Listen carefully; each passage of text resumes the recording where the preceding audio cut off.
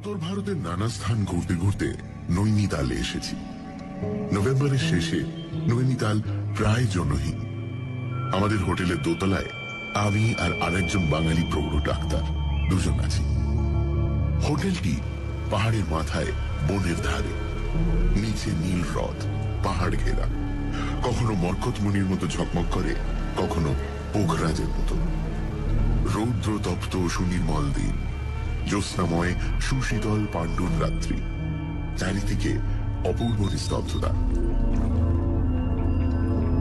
সমস্ত দিন হ্রদটি দর্পণের মতো স্থির ছিল। রঙিন বাংলোর শাড়ি, সবুজ ঘন, নীল আকাশ, মেঘের স্তূপ, তার উপর নানা রূপ ও বর্ণের প্রতিবিম্ব।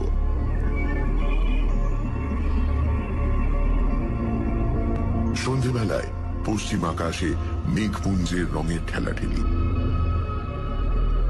আকাশ হোলি খেলায় মেতে উঠল। হ্রদ সুবর্ণবর্ণ।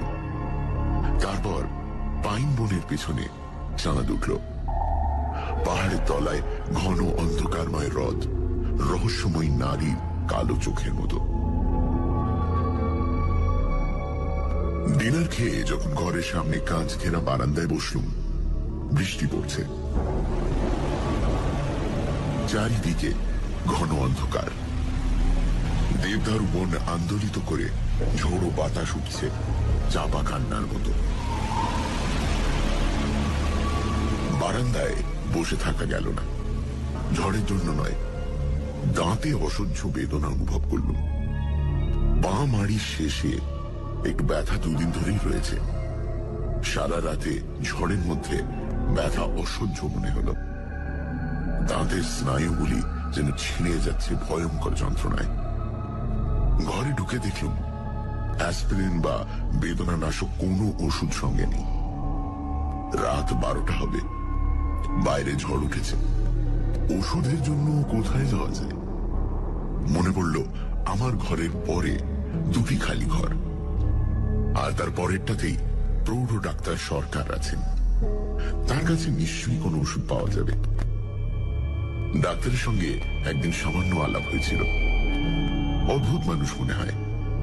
তিনি সমস্ত পৃথিবী 2 বার পরিভ্রমণ করেছেন। কোনদিন দেখি বারান্দায় বেতের ইজি চেয়ারে স্তব্ধ হয়ে বসে আকাশে মেঘের লীলা, হ্রদের খেলা দেখছেন। কোনদিন দেখি মোটা চাবুক হাতে ঘোড়ায় চড়ে ছুটে চলেছেন ভীমতালের দিকে। 6 ফুট লম্বা, দীর্ঘ দেহ, সুঠাম, দৃঢ়, বৃদ্ধ শাল গাছের মতো। সবসময় ছাই রঙের একটা স্যুট পরে, চোখে কালো কাঁচের চশমা, নাকের ডগায় লাল ছাপ কাঁচ ঢাকা ফ্রেমের নিচে টকটক করে। দাঁতের যন্ত্রণা অসহ্য হয়ে উঠল। ডাক্তারের ঘরে যাওয়া ছাড়া উপায় নেই।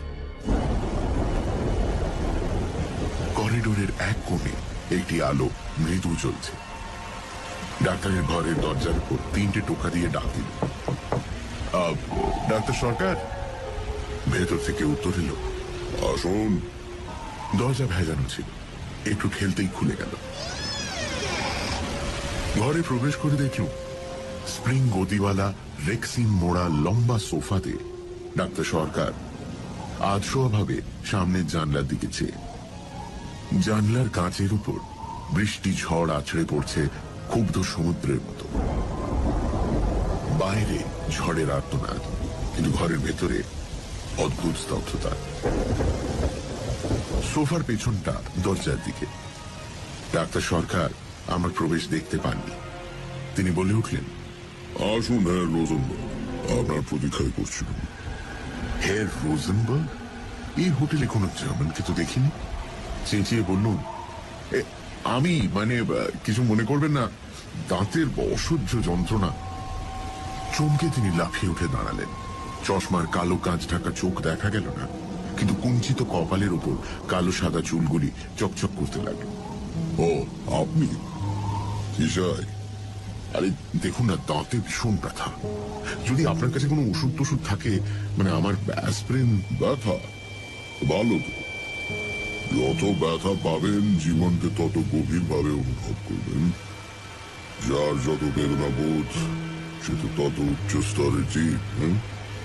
দেখুন, ডাক্তার যদি দার্শনিক হয়ে ওঠেন, রোগীর অবস্থা বড় সঙ্গীন হয়। ডাক্তার দার্শনিক? কোথায় ব্যথা বলুন? দাঁতে, এই তো বাঁ মাড়িতে। স্নায়ুগুলো একেবারে ছিঁড়ে যাচ্ছে। থাক, ব্যথার বর্ণনা করতে হবে না, আমি বুঝেছি। বসুন, বসুন, ওই সোফায় বসুন। কি লেখার আপনি ভালোবাসেন? কুমেল, বেনেডিক্টাইন? আমার কাছে কয়েক রকম আছে মাত্র। সামনে ছোট টেবিলে নানা বর্ণ ও আকৃতির বোতল ও ছোট বড় লিকার গ্লাস। না না, আমি কিছু খাই না। খান না? খেলে দাঁতের ব্যথা হতো না। খুব যন্ত্রণা হচ্ছে দেখছি। হ্যাঁ, দেখি, একটা ওষুধ আছে। ডাক্তার সরকার লিখবার টেবিলের ড্রয়ার থেকে একটা ছোট শিশি বের করলেন। শিশি থেকে দুটো চ্যাপ্টার ট্যাবলেট একটা মাঝারি গ্লাসে রাখলেন। তারপর একটা বড় বোতল থেকে সোনালী তরল পদার্থ গ্লাসে ঢেলে দিলেন। গ্লাসটা নেড়ে আমায় দিয়ে বললেন, খেয়ে ফেলুন। একটু হালকা ওয়াইন মিশিয়ে দিলাম, ওতে ওষুধের কাজ ভালোই হবে। আর আমার ঘরে জল নেই, চাদরটা সন্ধ্যে থেকে পড়াতো। ভাবুন, ওষুধের অনুপান হচ্ছে দক্ষিণ ফ্রান্সের সূর্যলোক পুষ্ট রক্তিম দ্রাক্ষারস। ব্যথা দূর করার জন্য তখন কেউ হাতে বিষ দিয়ে দিলেও খেয়ে ফেলত। ট্যাবলেট মেশানো ওয়াইন এক চুমুকে খেয়ে ফেলল। ডাক্তার সরকার আমার মুখোমুখি বসলেন, সোফায় হেলান দিয়ে। ছোট গ্লাস থেকে এক চুমুক ওয়াইন খেয়ে বললেন, কেমন মনে হচ্ছে? ব্যথা একটু কম মনে হচ্ছে। বাস, তাহলেই হলো। বেদনা হয়তো আপনার আগেকার মতোই আছে, তবে ওই যে মনে হচ্ছে বেদনা নেই, তাহলেই হলো। আসল হচ্ছে মন। মন দিয়ে যা অনুভব না করি, তাই দিচ্ছে। বসুন, গল্প করা যাক। এই ঝড়ের রাত্রি কি আর এখন ঘুম হবে? তো বেশ, তো আপনি একটা গল্প বলুন না। আপনার জীবনে তো অনেক অভিজ্ঞতা, কত দেশ, কত রকম মানুষ দেখেছেন। তারপর আপনি ডাক্তার, কত রকমের রোগী। ডাক্তারের রোগী দেখা ক্লিনিক্যাল আই দিয়ে দেখা, সত্যিকারে দেখা নয়। যে দেখায় বেদনা নেই, হৃদয়ের ব্যথা নেই, আতঙ্ক নেই, সে দেখা সত্যি দেখা নয়। কিন্তু দেখায় আনন্দও তো থাকতে পারে। হ্যাঁ, কিন্তু সব গভীর আনন্দের সঙ্গেই তীব্র বেদনা রয়েছে। শুধু মানুষের মনের ব্যথা নয়, দেহের ব্যথাকেও যত রকম ভাবে, যত নতুন নতুন করে জানতে পারবেন, জীবনকে তত গভীরভাবে জানবেন, প্রাণের মর্মস্থলে গিয়ে পৌঁছবেন। এই দেহ মনের বেদনার অভিজ্ঞতায় আমাদের সত্তা গড়ে ওঠে, আমাদের ব্যক্তিত্ব প্রকাশিত হয়। আপনার জীবনে তো বহু অভিজ্ঞতা আছে মনে হয়। নব নব অনুভূতি লাভের তৃষ্ণা আমাকে সারা জীবন দিশাহারা করেছে। ডাক্তার রূপে আমাকে দেখতে হয়েছে মানুষের দেহ মনের ভাঙনের, তারপর বেদনার মধ্যে। সেজন্য প্রকৃতি বা মানব সৃষ্ট পরিপূর্ণ সৌন্দর্য দেখবার জন্য আমি দেশ হতে দেশান্তরে করেছি। দেহের সমস্ত স্নায়ু, শিরা, উপশিরায় রক্ত স্রোত দিয়ে প্রাণের গতি, উল্লাস, আনন্দময় অভিব্যক্তি অনুভব করতে চেয়েছি। এমনি ঝড়ের রাত্রে আমি সাঁতরে পদ্মা পার হয়েছি, বন্যায় নগর গ্রাম ভেসে যেতে দেখেছি। কারাকোরাম পর্বতের 17,000 ফিট উঁচুতে তুষার নদী পার হয়ে কাশ্মীর হতে কোটান গেছি। মোটর কারে সাহারা মরুভূমি অতিক্রম করেছি, ইউগান্ডার জঙ্গলে সিংহ মেরেছি। কত অপূর্ব বস্তু, কত অপরূপ দৃশ্য চোখের সামনে ভেসে ওঠে। শ্রীনগরের ডাল হ্রদে রঙিন সন্ধ্যা, শীতের সুইজারল্যান্ডে জ্যোৎস্না রাত্রে তুষার শুভ্রতায় স্লেজ চালানো, লিডোতে ভূমধ্য সাগরের সমুদ্র তীরে সূর্যালোক পান, নিউ ইয়র্কের 5th অ্যাভিনিউয়ের জনতা, জঙ্গল বেষ্টিত অ্যাঙ্করবাট, বেলজিয়ামের যুদ্ধ ট্রেঞ্চ, অন্ধকার রাত্রে তাজমহল, প্রয়াগে কুম্ভ মেলা, মিসিসিপির ঘন অরণ্য, প্রশান্ত মহাসাগরের উপর এরোপ্লেন, এসব অভিজ্ঞতা আমার আত্মাকে তো করেছে বটে, কিন্তু আমার সত্তার বিকাশ হয়েছে মানব অন্তরের বেদনাময় অনুভূতিতে। ডাক্তার সরকার চুপ করলেন। ঝোড়ো বাতাসে কাঁচের জানলা ঝনঝন করে উঠল। অন্ধকার আকাশের এক প্রান্ত থেকে অপর প্রান্ত বিদ্যুৎ চমকে গেল। ঘন নীল পর্দা ঘেরা আলো কেঁপে কেঁপে উঠল। আমি ধীরে বললাম, আচ্ছা, আপনি হ্যাঁ রোজেনবার্গ বলে কারোর জন্য অপেক্ষা করছিলেন কি? ডাক্তার সরকার চমকে সোজা হয়ে বসলেন। তার চশমার কাঁচ চকচক করতে লাগলো অন্ধকার রাত্রে কালো চোখের মতো। বোতল থেকে একটু ওয়াইন ঢেলে পান করে কিছুক্ষণ চুপ করে বসে রইলেন। তারপর আমার দিকে চুরুটের বাক্স এগিয়ে দিয়ে বললেন, একটা চুরুট দাঁড়ান, গল্পটা আপনাকে তাহলে বলি। নুনসেনে ডাক্তারি পরীক্ষা পাশ করে আমি কিছুদিন সুইজারল্যান্ডে ডাভোসে একটা যক্ষা স্যানিটোরিয়ামে কাজ করি। এমনি নভেম্বর মাসের শেষাশেষি একবার ডাভোস থেকে প্যারিসে আসি। গার্দলিয়াতে যখন নামলাম রাত 11টা হবে। পুলিশকে জিনিস বুঝিয়ে দিচ্ছি, ওভারকোটের ওপরে কে থাপ্পড় মারল।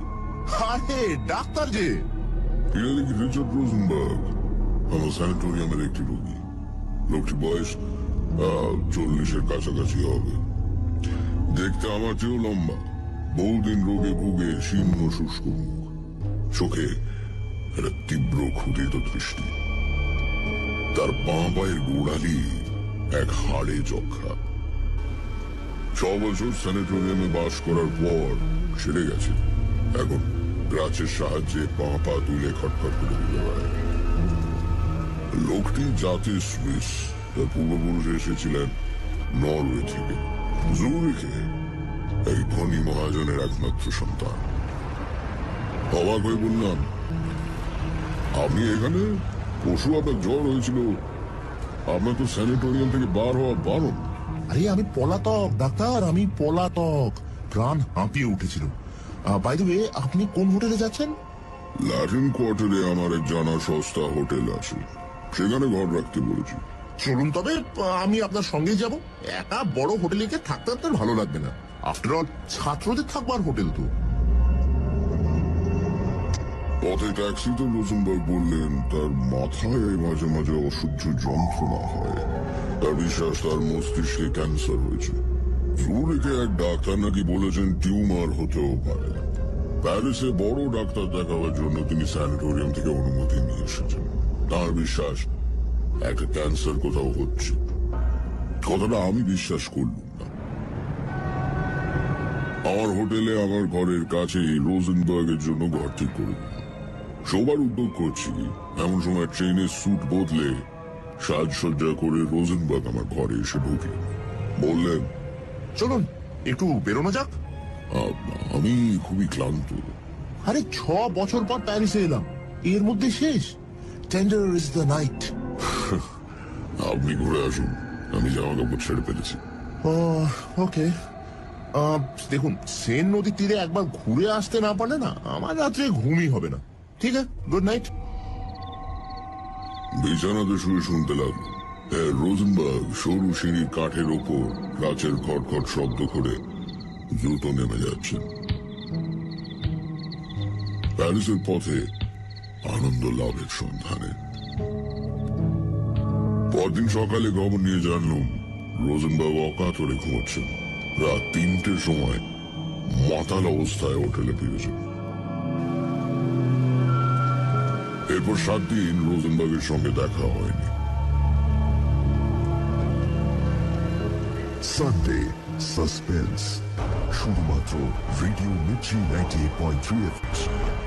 গল্পের পরবর্তী অংশ ব্রেকের পর।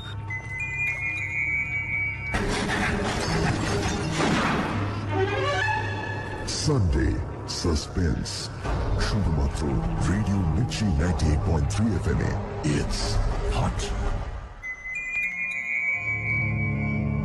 শুনছেন সানডে সাসপেন্স। আজকের গল্প মনীন্দ্রলাল বসুর লেখা ভেনল। দাঁতের ব্যথায় কাতর হয়ে লেখক যান তার হোটেলের পাশের ঘরে ডক্টর সরকারের কাছে। ঘরে ঢুকতেই লেখককে হঠাৎ রজেনবার্গ বলে ডেকে ওঠেন ডাক্তার।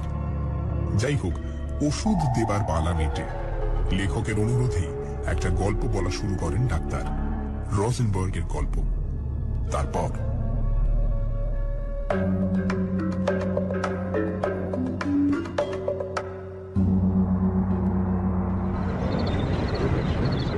রাত্রে পুটিনি টসকা দেখে অপেরা থেকে রাস্তায় বেরিয়েছি। ওভারকোটের উপর একটা থাপ্পড় মেরে কে বলল, আরে ডাক্তার! পেছনে ফিরে দেখি রিচার্ড রোজেনবার্গ। আরে ডাক্তার, কেমন লাগলো অপেরা? চমৎকার। চলুন তবে, কাছে একটা ইটালিয়ান রেস্টুরেন্ট আছে, চমৎকার মোজের মদ রাখে। 1913 সালের যুদ্ধে ঠিক আগের বছরের মোজের মদ। আপনি না এলে আমি কিন্তু সত্যিই দুঃখিত হব। অপেরার সঙ্গীত তখন আমার কানে বাজছে। বলল, চলুন আজ রাত্রে একটু হল্লা করা যাক। হ্যাঁ,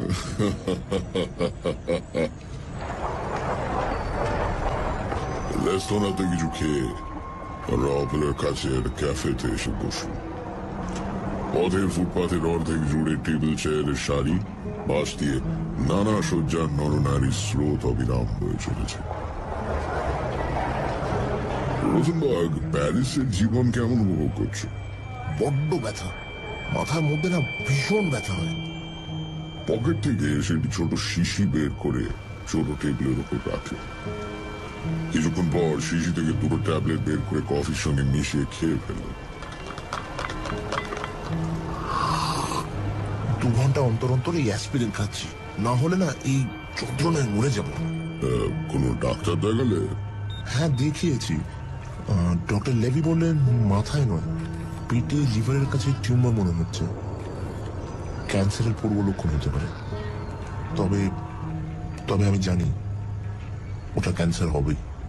ক্যান্সারে আমার মা মারা গেছেন। ওহ, সে কি অসহ্য যন্ত্রণা! হঠাৎ সে থামল। দেখলুম জ্বালাময় তীক্ষ্ণ দৃষ্টিতে পথের সুসজ্জিতা বার বিলাসিনী দিকে সে চেয়ে আছে।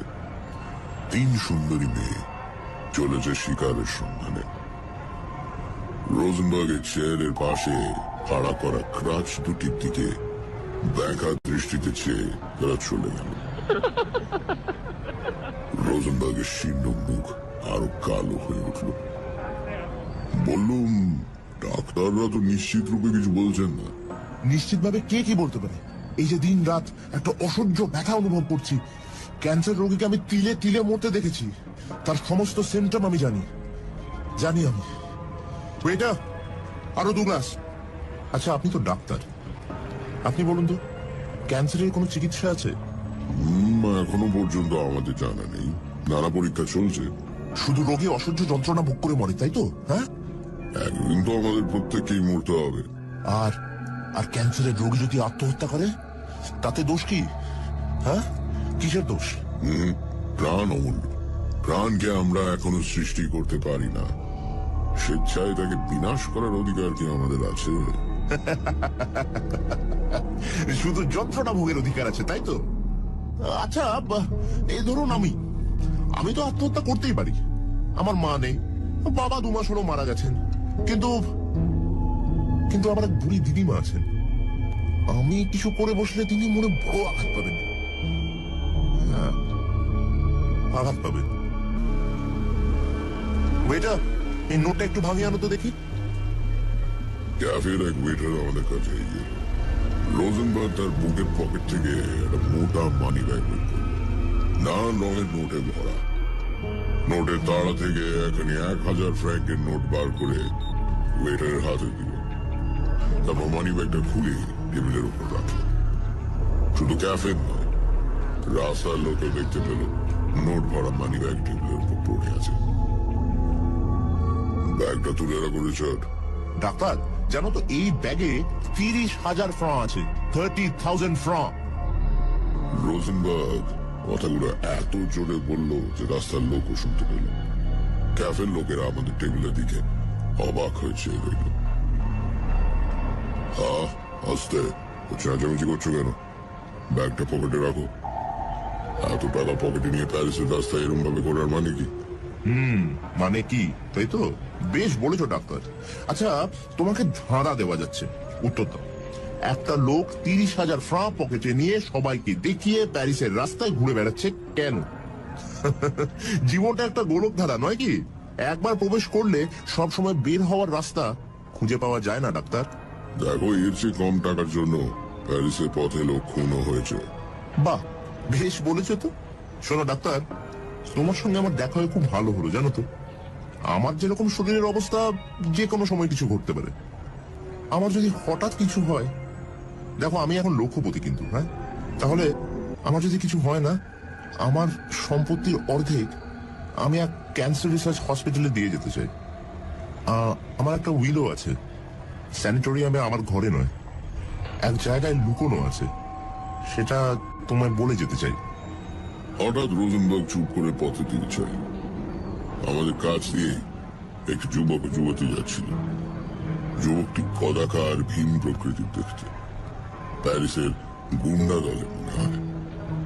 যুবতী কিন্তু পরমা সুন্দরী, সদ্য প্রস্ফুটিত শ্বেত পদ্মের মতো স্নিগ্ধ লীলায়িত মূর্তি। রোজেনবার্গ দাঁড়িয়ে তাদের দিকে ডাকলেন, ম্যাডাম। মেয়েটি হেসে এগিয়ে এলো। আমাদের টেবিলে আমাদের দুজনের মধ্যে চেয়ারে এসে বসল। যুবকটি কিন্তু কোথায় সরে পড়ল। হ্যালো ম্যাডাম, কি খাবেন বলুন? চলো এক রেস্তোরাঁতেই যাওয়া যাক, সন্ধ্যে থেকে খাইনি, বড় খিদে পেয়েছে। মহিলার দুই চোখে কৌতুকময় হাসি। রোজেনবার্গ তার দিকে মন্ত্রমুগ্ধের মতো চেয়ে বলল, আরে আমরা এই খেয়ে এলাম, এই নাও, কাল সকালে খেয়ে নিও। রোজেনবার্গ আবার ব্যাগ বার করে মহিলার হাতে একখানা 500 ফ্র্যাঙ্কের নোট দিয়ে দিল। ব্যাগের নোটের তাড়া রাস্তার লোক শুধু দেখতে পেল। মহিলার চোখ দুটি ঝলসে উঠল। আমি বললুম, অনেক রাত হয়েছে তো, এবার যাওয়া যাক। আমরাও যাব, চলো ম্যাডাম। ট্যাক্সিতে মেয়েটি বসলো আমাদের দুজনের মাঝখানে। আমি চুপ করে বসে গেলাম। রোজেনবার্গ অনর্গল বকে যেতে লাগলো।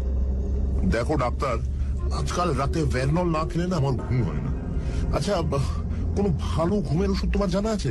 তুমি দিতে চাও না সে আমি বুঝতেই পারছি। মেয়েটি হেসে বলে উঠল, আমি জানি। হ্যাঁ, কি? সে বলবো না। তারপর সমস্ত পথ রোজেনবার্গ আমার সঙ্গে ফেরোনলের গুণ ও ক্রিয়া সম্বন্ধে আলোচনা করতে করতে এলো। সে 3 থেকে 4টি ট্যাবলেট খায়, কটা ট্যাবলেট খেলে মৃত্যু হওয়ার সম্ভাবনা, ড্যাভোসে কে কবে ভুলে বেশি ফেরোনল খেয়ে মরেছে, ইত্যাদি ইত্যাদি। হোটেলে ঢুকে রোজেনবার্গকে একটু আড়ালে ডেকে বললুম, মেয়েটি কে? সে অবাক হয়ে বলল, মেয়েটি? ও, ওই মেয়েটি? ওকে ওকে আরে, ওকে আমি চিনি না। আমি অবাক হয়ে বললুম, তাহলে তুমি ওকে জানো না? তোমার সঙ্গে এত টাকা রয়েছে, ব্যাগটা না হয়। আর সময় দেখলুম ট্যাক্সির পেছনে আরেকটা মোটর কার আসছে। রোজেনবার্গের বিস্তীর্ণ পাণ্ডুর মুখে অদ্ভুত হাসি খেলে গেল। ডাক্তার, এই পৃথিবীতে আমরা কে কাকে চিনি বলতো? মেয়েটিকে নিয়ে রোজেনবার্গ তার ঘরে গেল। আমি আমার ঘরে গিয়ে ক্লান্ত হয়ে বসে পড়লাম। বাইরে টিপটিপ করে বৃষ্টি পড়ছে, বাতাস বইছে খ্যাপা কুকুরের অবিশ্রান্ত আর্তনাদের মতো। সমস্ত হোটেল নিঝুম নিদ্রিত। এই রাত্রে ঘুমোবার আশা নেই। ফায়ারপ্লেসের উপর অষ্টাদশ শতাব্দীর পুরনো ঘড়িটা শূন্যভাবে চেয়ে রইল। মপাসার একটি গল্পের বই নিয়ে পড়তে শুরু করলাম। কখন ঘুমিয়ে পড়েছিলাম জানি না। জানলার শ্বাসী ঝনঝন শব্দে ঘুম ভেঙে গেল। ঝড় উঠেছে, তার সঙ্গে মেরু তুষারপাত। বাইরে উন্মত্ত প্রকৃতি, অন্ধকারে বিদ্যুতের গর্জন, কিন্তু হোটেল অস্বাভাবিক রকমের নিস্তব্ধ। চমকে উঠলাম। রোজেনবার্গের ঘরে কি হয়েছে কে জানে। মেয়েটি নিশ্চয়ই কাজ শেষ করে চলে গেছে। পাশে স্নানের ঘরে জলের কল ভালো করে বন্ধ হয়নি। জলের ফোঁটা টপ টপ করে পড়ছে। হঠাৎ মনে হলো কি যেন আমায় ডাকছে। ডাক্তার, আরে ডাক্তার, শুনতে পাচ্ছ ডাক্তার? কাঠের দরজার ভেতর দিয়ে অন্ধকার করিডোর পার হয়ে সে আহ্বান আসছে। ধীরে উঠে ঘরের দরজা খুললুম। অন্ধকার করিডোর, রোজেনবার্গের ঘরের দরজা ফাঁক করা। সেই ফাঁক দিয়ে আলোর রেখা অস্পষ্ট এসে পড়েছে। আলোর রেখা দেখে মনে সাহস হলো। তাড়াতাড়ি করিডোর পার হয়ে রোজেনবার্গের ঘরে ঢুকলাম। স্তব্ধ ঘর। রোজেনবার্গ বিছানাতে চাদরের উপর স্থির হয়ে শুয়ে আছে। স্যুট ছেড়ে রাতে পোশাকও পরেনি। অতি স্থির হয়ে শুয়ে, চোখে অচঞ্চল দৃষ্টি। পাশে ছোট টেবিলে ফেরোনলের শুকনো শিশি, দুটো খালি বোতল ও খালি গ্লাস। মেয়েটি কোথাও নেই। ডাকলো, রোজেনবার্গ, রোজেনবার্গ, রিচার্ড। কোনো সাড়া নেই। কোথায় একটা খটখট শব্দ। কপালে হাত দিয়ে দেখলুম বরফের মতো ঠান্ডা। হাত ধরে নাড়ি দেখলুম কোনো স্পন্দন নেই। জামা খুলে বুকের ওপর কান পেতে শুনতে চেষ্টা করলুম বুকের ধূপকানি এখনো একটু আছে কিনা, কিন্তু না। চিরদিনের মতো হৃৎপিণ্ডের স্পন্দন বন্ধ হয়ে গেছে। বাইরে ঝোড়ো বাতাস তখনও গর্জন করছে। বুঝলাম আমার আর কিছু করবার নেই। ধীরে চোখ দুটো বন্ধ করে গায়ের উপর একটা চাদর দিয়ে বেরিয়ে গেল। নিজের ঘরে ক্লান্ত হয়ে সোফায় বসতে শীতের রাতে গায়ে ঘাম দিল। আবার মনে হলো কে যেন আমায় ডাকছে। ডাক্তার, ডাক্তার, আরে ডাক্তার, শুনতে পাচ্ছ ডাক্তার? অন্ধকার করিডোর পার হয়ে কাঠের দরজার ভেতর দিয়ে সে ডাক আমার ঘরে ধোঁয়ার মতো ভরে উঠল। একটা সিগারেট ধরালাম, একটা জানলা খুলে দিলাম। যদি বাইরে ছোড়ো বাতাসের গর্জনে ঘরের এই ডাক ডুবে যায়। আহ্বান অতি মৃদু ছিল, তীব্র উচ্চ হয়ে উঠল। ডাক্তার, আরে ডাক্তার, শুনতে পাচ্ছ ডাক্তার?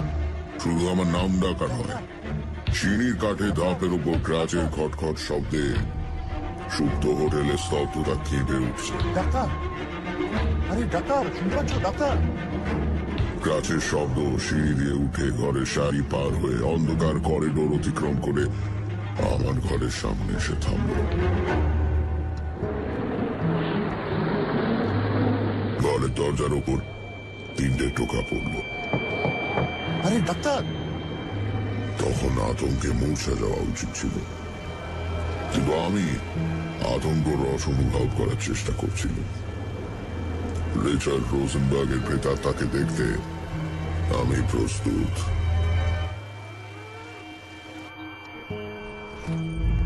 যেন বেতার যন্ত্র থেকে কথাগুলি কানে এলো। ডাক্তার, আমি বাইরে যাচ্ছি। উইলের কথাটা বলতে এলাম।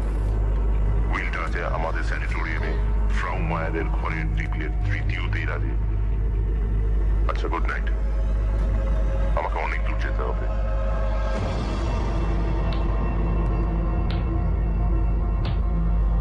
মূর্তি মিলিয়ে গেল।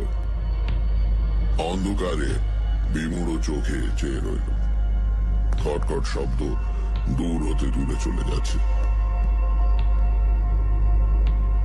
এতক্ষণে গা শিরশির করে উঠল, হাত পা ঠান্ডা হয়ে আসছে। নিজের বুকের ধুকপুকানি শুনতে পাচ্ছি। 2 ঘর পরে রোজেনবার্গের মৃতদেহ। হঠাৎ করিডোরে কি আলো জ্বালল, চোখ ঝলসে উঠল। সিঁড়িতে যুবক দলের হাসি, যুবতী দলের চঞ্চল পদধ্বনি। একদল চৈনিক ছাত্রছাত্রী হাসতে হাসতে গল্প করতে করতে সিঁড়ি দিয়ে উঠছে। রাত 2টোর আগে তারা সাধারণত ফেরে না। Good night.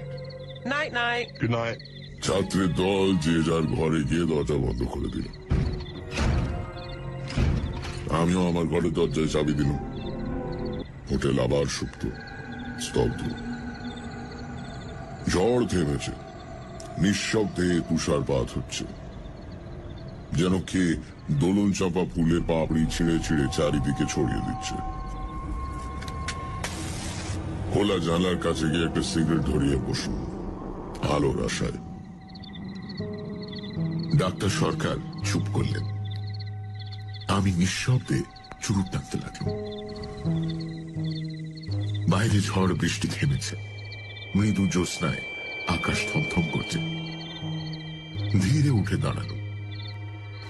ডাক্তার সরকার বলে উঠলেন, মিস্টার ঘোষ, আজ রাতেও আমার ঘুম হবে না দেখছি। এখন রাতে ভেরনল না খেলে আমার ঘুম হয় না। কথাগুলো শুনে কোনো অজানা ভয়ে চমকে উঠল। এই যেন ডাক্তার সরকারের কণ্ঠস্বর নয়। দেখুন তো, ওইখানে একটা শিশি আছে। হ্যাঁ, ওই যে হলদে শিশিটা। আমি আর উঠতে পারছি না, পায়ে কেমন ব্যথা হয়েছে। কয়েকটা ট্যাবলেট শিশি থেকে এই গেলাসে রাখুন তো। জিজ্ঞেস করলুম, কটা? কটা? এই 5-6টা। ওতে কিছু হবে না আমার। ওর কমে ঘুম হয় না। আপনি হয়তো 6টা খেলে। মন্ত্রচালিতের মতো 6টা ট্যাবলেট গ্লাসে ফেলে তার সঙ্গে একটু মদ মিশিয়ে ডাক্তার সরকারকে দিল। তিনি এক চুমুকে সবটা খেয়ে বললেন, একটু বসুন। তারপর চোখ বুজে সোফায় হেলান দিয়ে শুয়ে পড়লেন। আমি চুপ করে বসে রইলাম। পা যেন নাড়তে পারছি না। ঘরের স্তব্ধতা পাথরের মতো ভারী। জানলার কাঁচ ঝকমক করছে ভীত নারীর দৃষ্টির মতো। কতক্ষণ বসেছিলাম জানি না। কালের স্রোত যে বয়ে চলেছে সে অনুভূতি হারিয়ে ফেলেছিল। মনে হলো খটখট শব্দ আসছে। কাঠের মেঝের উপর ক্রাচের খটখট শব্দ। সে শব্দ সিঁড়িতে উঠে আমার ঘরের পাশ দিয়ে বারান্দা পার হয়ে ঘরের সামনে এসে থামল। দরজার উপর 3টে টোকা। ভয়ে শিউরে উঠল। চেঁচিয়ে বলল, ডাক্তার সরকার। কোনো সাড়া নেই। প্রাণপণে চেঁচালুম, ডাক্তার সরকার, ডাক্তার সরকার। নিঃশ্বাস স্পন্দনহীন দেহ। ডাক্তার সরকারের হাত ধরে ঝাঁকুনি দিল।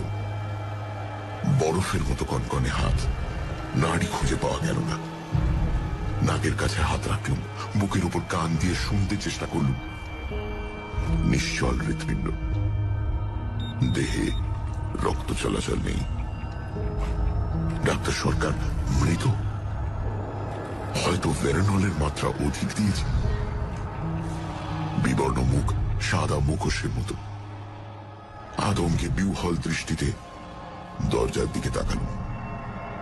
দরজার ওধারে রিচার্ড রোজেনবার্গের প্রেতাত্মা, আর এধারে ডাক্তার সরকারের মৃতদেহ। কালো চশমার কাঁচের পেছন থেকে চোখ দুটো নড়ে উঠল, শিউরে উঠল। ডাক্তার সরকার বলে উঠলেন, কে মিস্টার ঘোষ? আবার দাঁতের ব্যথা হচ্ছে নাকি? না। তবে ভয় পেয়েছেন তো? না, আমি মরিনি। অত সহজে মৃত্যু হয় না। আমার মনে হয়েছিল সে রাত্রে প্যারিসের হোটেলে কিরকম আতঙ্ক অনুভব করেছিলাম তার কিছু আভাস পেলেন বোধ হয়। আপনি চমৎকার অভিনেতা দেখছি। অভিনয় করতে পারি বলেই এতদিন বেঁচে আছি। আচ্ছা, আপনি শুনে যান। আজ রাত্রে আর রোজেনবার্গ এলো না। আপনি নিশ্চিন্ত হয়ে শুতে যান। একটু খেয়ে যান, ভালো ঘুম হবে। ও শুনুন, গল্পের শেষটা তো আপনাকে বলা হয়নি। সকালে কিন্তু রোজেনবার্গের মৃতদেহ হোটেলের ঘরে পাওয়া গেল না। দুদিন পরে সেন নদীর জলে মৃতদেহ পাওয়া গেল। লোকে বলল গুন্ডারা রাতারাতি মৃতদেহ সরিয়ে নিয়ে গেছে, কিন্তু আমার থিওরি হচ্ছে মহিলা ওকে মারেনি। আপনার কি মনে হয়?